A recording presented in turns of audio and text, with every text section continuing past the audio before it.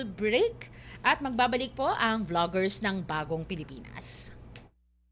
Pinadali na ang government transactions sa tulong ng eGovPH Super App. Pwedeng-pwede mo nang magawa ang lahat ng ito. I-download ang eGov app sa iyong smartphone o tablet mula sa App Store o Google Play Store. Pagkatapos, ilagay ang iyong mobile number at i-authenticate gamit ang one-time PIN o OTP para marehistro ang iyong account. Saka ilagay ang iyong mga pangunahing impormasyon at kumpletuhin ang facial recognition technology para sa verifikasyon ng iyong pagkakakilanlan. Para sa mas mabilis at mas maayos na serbisyong panggobyerno, gamitin na ang eGovPH Super App.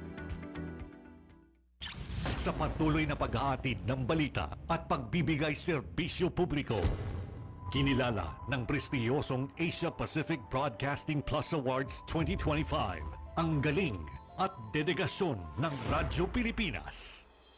Patunay ito ng tapat na paghatid ng serbisyo sa mga Pilipino, maparadyo, TV at maging sa makabagong paraan ng paghahatid ng balita sa mundo ng social media. Sa pangunguna ni Presidential Broadcast Service Director Dindo Amparo, kasama ang lahat ng kawani ng Radyo Pilipinas. Inaalay namin ang pagkilalang ito sa bawat Pilipinong aming pinaglilingkuran. Radyo Pilipinas, Radyo Publiko. Radyo Pilipinas, Radyo Publiko. Radyo Pilipinas, Radyo Publiko.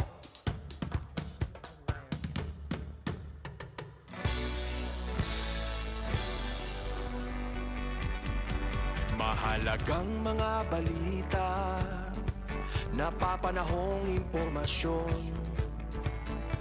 Kami ang inyong gabay pag may bagyo at sakuna.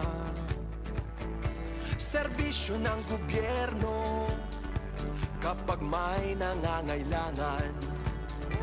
Mga proyekto ng Pangulo, damang-dama ang pagmamahal niya. Tulay ng mga hinaing, ang problema ng bayan ating lulutasin. Tulay sa himpapawid, tulay ng pagbabago. Radyo Pilipinas, Radyo Publiko ng Bagong Pilipinas. Radyo Publiko, Radyo Pilipinas, Radyo Publiko ng Bagong Pilipino. Mga proyekto ng Pangulo, damang-dama ang pagmamahal niya. Radyo Pilipinas, Radyo Publiko, ang boses ng Pangulo.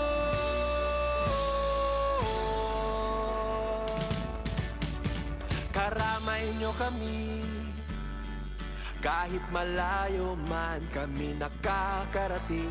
OFW magsasaka, buhay ay iba't iba, san mang lugar ng bansa natin. Tulay ng mga hinaing, ang problema ng bayan ating lulutasin. Tulay sa himpapawid, tulay ng pagbabago. Radyo Pilipinas, Radyo Publiko ng Bagong Pilipinas. Radyo Publiko, Radyo Pilipinas, Radyo Publiko ng Bagong Pilipino. Mga proyekto ng Pangulo, damang-dama ang pagmamahal niya. Radyo Pilipinas, Radyo Publiko, ang boses ng Pangulo. Radyo Publiko,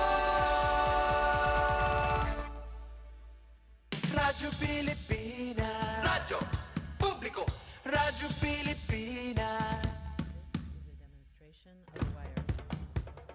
Ito ang Presidential Broadcast Service Radyo Pilipinas, Radyo Publiko ng Bagong Pilipinas para sa Bagong Pilipino.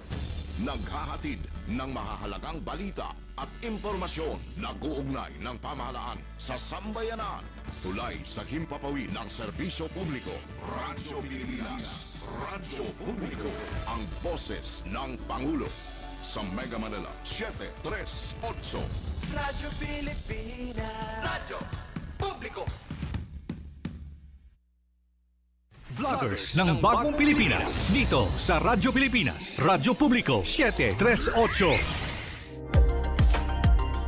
Alright, at nagbabalik ang vloggers ng Bagong Pilipinas. Bago tayo magpatuloy, isa munang maiksing PBBM good news.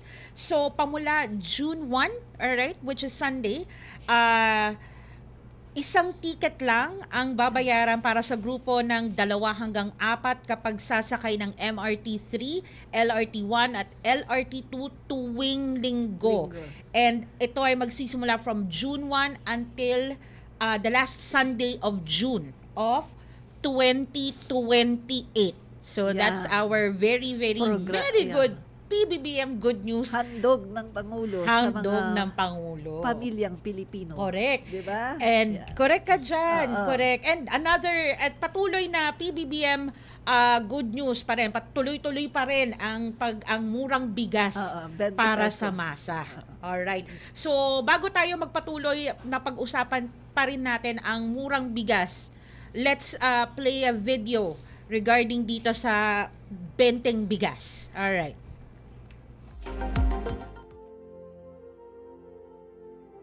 Nagpapasalamat po kami, mga magsasaka, lahat-lahat po kami dito. Dahil po sa pagbubukas ng NFA, bigla pong gumalaw ang bilihan ng palay. Maganda po ng programa ng NFA, ng ating Pangulo. Kaya nararamdaman po namin na sana po yung benting bigas na binibigay sa Siquijor ay makarating po sa aming mga tiga Bulacan at tiga Nueva Ecija. Yung cooperative ng may-ari ng truck, yung cooperative ng may-ari nung equipment, hindi nyo pagkikitaan yung milling, hindi nyo pagkikitaan ninyo yung pagbenta ninyo ng bigas. Yun. At saka may iwan sa inyo lahat ng kita. Magpapasalamat din kami. May mga ATM po kami, social po kami mga farmer. May mga libreng binhi at saka pataba.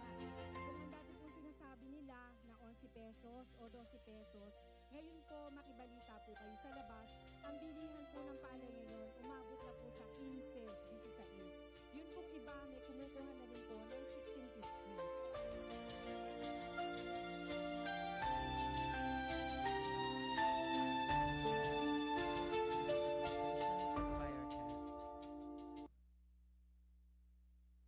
Ayan, nakita naman natin, 'di ba? Tuloy-tuloy pa rin ang ating murang bigas. Oo. Salamat Presidente BBM. Yes. At natutulungan mo hindi lang yung mga nangangailangan Pilipino natin pero yung mga magsasaka natin, no? So, Eto kasi, may bago ba tayong update regarding dito, Admin Dagdag Rich? ko lang Martina, no? Kasi pag open ito, itong programa na about benting bigas, ang recipient nito, ang pwedeng bumili ay senior citizen, solo parent, PWD, at saka member ng 4Ps. Mm-mm. Pero, ngayon ay dinagdagan na, Martina, Mm-mm. yung mga minimum wage earners. Mm-mm. So, pinapalawak yan, no? Mga minimum wage earners. So, ibig sabihin, pagkatapos yan, Martina, meron pa yan no? Mm-mm. Talagang aabutin yung mga mahihirap nating mga kababayan Correct. para lahat ay talagang makakuha. Ang hindi lang makakabili nito, syempre, yung mga mayayaman. Oo naman. Kasi afford naman nilang bumili ng mga yung mga bet nila na, lalo na At yung saka- mga nagrereklamo. At saka hindi talaga sila bibili niyan. Oo naman. Diba? Oo. Kasi syempre iba rin naman yung palette ng Oo. palette ng mga yan. Syempre siguro hindi naman pero let's kagaya nga nung last time na pinag-usapan natin about the bigas, no. This is a very good quality na bigas for that amount, no. Magandang quality siya. Maganda. Oo. Kasi naalala ko rin talaga nung araw, yung dumating din kasi talaga sa point na yung NFA na bigas, talagang hindi maganda. talaga maganda eh. May amoy, Oo, tapos tsaka iba kulay may lasa, talaga. ibang Oo. kulay.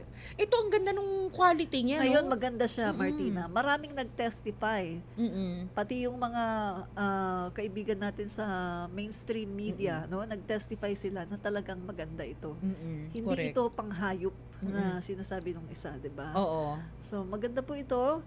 At kaso nga lang hindi talaga siya pwedeng ipabili sa lahat ng tao kasi Oo. syempre kung kayo mayaman kayo, bakit pa kayo makikisali dito, 'di ba? Oo. Kung may pera naman kayo para bumili ng mahal ng gusto ninyo. Tsaka bumababa Eh, naman eh. Tsaka Martina, ako nga lang sabi ko sa asawa ko, wag na tayo makikisali diyan kasi makakadagdag pa tayo. Mm-mm. Para kumbaga ibigay na natin 'yan sa mga Nangangailangan. nangangailangan Oo, yung hindi talaga. talaga Kasi nila afford. afford yeah. naman nating bumili ng meron na ngayong 35 pesos Oo, tsaka yun nga, nagbumura naman na ang baba bigas. ng mga bigas. Nagbumura na ang May bigas. 30, may 35, may 29, Mm-mm.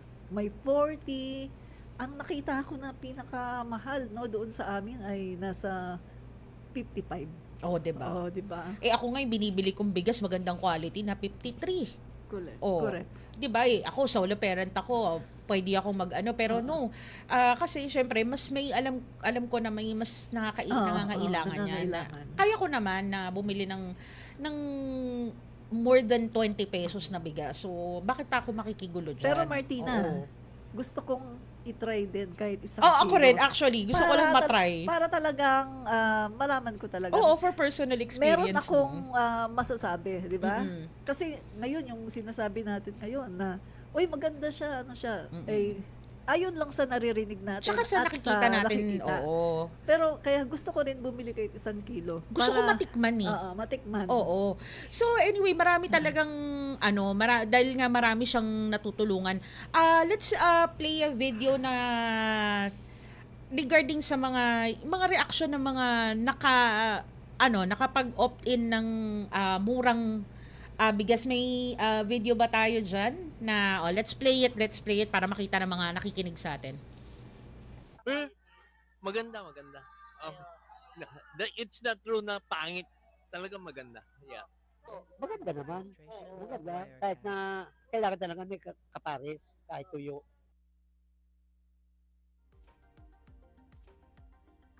O, di ba? O, ayan na, yun yung mga nakabili na maganda nga yung bigas. Parang feeling ko ang ganda isangag niyan. No?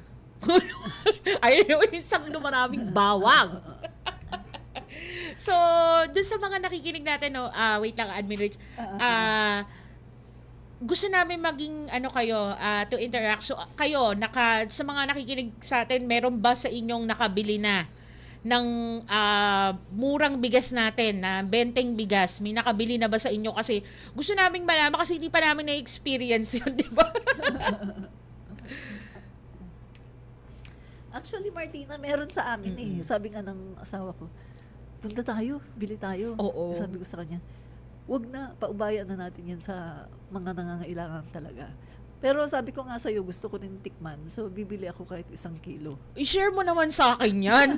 Kasi, alam mo, sa totoo lang. Yung asawa ko kasi pwedeng bumili kasi senior siya. Ako, wala akong chance kasi so far, hindi siya available sa area namin. Inaantabayanan ko nga. Kasi solo parent ako Inaantabayanan ko. Kasi talagang pupunta ako kung nasan man yung kaso. I think, Rodriguez Rizal pa. Ay, ang layo na nun. Malapit na yan, malapit na. Malayo sa akin. Ang layo niya sa akin. Malapit nang magkaroon sa Oo, inyo. sana nga. Most likely sa town proper siguro. Sa bayan ng Pero kung yung lugar nyo naman ay puro mga mayayaman, na ba wala talaga dyan? Hindi naman lahat doon. May mga naman. May mga upper, may middle class, may mga, feeling ko may mga alta rin talaga doon. may mga mga sinawing pa. Hindi, meron din naman Hindi kasi talaga magbibenta yan sa mga lugar ng mayayaman. Hindi, yun sa town proper. Grabe ka. Para namang ang yaman ko. Kakaloka ka. Nakakaloka. Baka mamaya isipin nila. Ordinaryong tao lang po ako. Huwag po kayo maniwala kay Admin Rich. Nakakaloka. So, yeah, kung na-experience nyo na ang Benteng Bigas, please comment sa ating Facebook page ng Radyo Pilipinas para malaman namin kung ano bang, naluto nyo na ba, naisangag nyo na ba, naiulam nyo na ba sa tuyo. Sakto ngayon, medyo nagsisimula na magtag-ulan, napakasarap po ng tuyo.